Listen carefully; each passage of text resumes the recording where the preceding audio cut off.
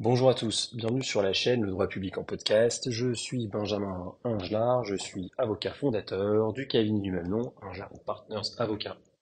Nous sommes basés à Paris, Lyon, Lille, Marseille et Arras, et n'hésitez pas à suivre nos actualités sur Internet, notamment sur le site du cabinet ou sur les réseaux sociaux. Je vais vous présenter dans quelques instants un nouveau podcast. Surtout, n'hésitez pas à vous abonner à la chaîne, c'est très important pour nous, pour pouvoir être référencé et permettre au plus grand nombre de prendre connaissance de nos informations et aider les particuliers à pouvoir avancer dans leurs projets. N'hésitez pas également à liker la vidéo et à la partager. Bonne écoute, à très bientôt. Bonjour à toutes et à tous, je suis Benjamin Ingelard, je suis avocat et je vais aborder avec vous le compromis de vente.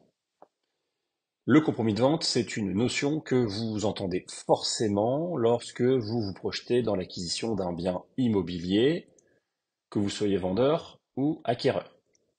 Un compromis de vente, c'est un document extrêmement important et je peux vous garantir qu'en tant qu'avocat en droit de la construction et droit immobilier, 80% des litiges liés à une vente immobilière trouvent bien souvent leur source dans un compromis de vente qui a été rédigé n'importe comment ou qui en fait n'a pas été compris par les acquéreurs. Soyez très vigilants sur la rédaction de ce compromis de vente. Le compromis de vente, c'est quoi? C'est un acte juridique qui intervient souvent 3 mois avant la réitération par acte authentique. L'acte authentique, c'est quoi? C'est l'acte d'achat définitif. Quand vous allez chez le notaire que vous signez la remise des clés, c'est l'acte authentique. Mais cet acte authentique, il est précédé d'un compromis de vente. Ce compromis de vente, en réalité, c'est un pré-acte définitif d'achat. C'est une sorte de garantie d'engagement d'acheter et de vendre à prix déterminé, et les parties conviennent que il existe encore des contraintes qui doivent être levées pour permettre à la vente de se réaliser. Le compromis de vente, classiquement, va venir dire que l'acte sera définitif lorsque le vendeur aura obtenu son prêt, ou alors, par exemple, lorsque le vendeur aura obtenu la certitude que le terrain peut être construit. On va voir dans la seconde partie du podcast, justement, ces clauses très importantes, surtout si vous écoutez ce podcast et que vous achetez un terrain à bâtir. Soyez extrêmement vigilants dans la rédaction des clauses du compromis de vente. Ce compromis de vente peut être rédigé par un avocat, par un notaire ou par une agence immobilière.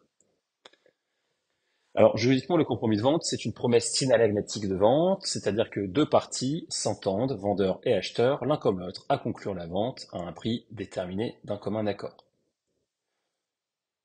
Si l'une des parties renonce à la transaction pour des raisons qui n'étaient pas prévues dans les conditions suspensives, vous pourrez contraindre l'autre partie à vous payer une clause pénale en justice.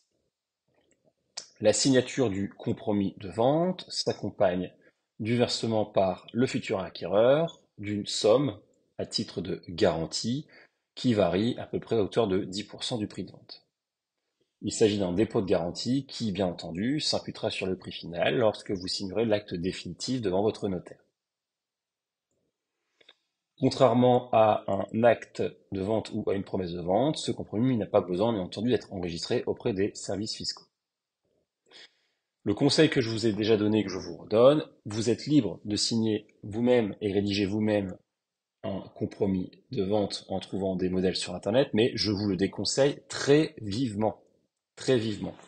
C'est un acte qui est très important et si pour une cause ou une autre la vente ne se fait pas et que vous n'avez pas inclus les bonnes garanties, attention, vous risquez gros en justice. Également, si vous êtes un acheteur, que vous n'êtes pas un professionnel, ne vous laissez pas, ne vous laissez pas embarquer dans la rédaction d'un compromis de vente par un vendeur qui est rompu, parce qu'il va forcément vous mettre des clauses qui vont être totalement à votre, qui vont pas être à votre avantage. Donc ça, il faut être extrêmement vigilant là-dessus. Ça me permet d'embrayer sur la seconde partie. Quelles sont les conditions, les clauses suspensives que vous allez retrouver dans votre compromis de vente? Qu'il s'agisse d'une promesse de vente ou d'un compromis de vente, vous pouvez convenir d'un commun accord d'insérer des clauses suspensives. Une clause suspensive, c'est quoi? C'est de dire on se donne un temps donné. À l'issue de ce temps donné, si les conditions suspensives ont été levées, nous réitérons par acte authentique définitif l'acquisition du bien immobilier. C'est la remise des clés, la signature définitive, l'acte de vente devant le notaire. La clause la plus courante, vous le savez parfaitement, c'est compromis de vente. On se donne 3 mois pour que les acquéreurs puissent avoir leur prêt immobilier. À l'issue des 3 mois, si vous avez votre prêt, le compromis tombe au profit de l'acte définitif d'acquisition.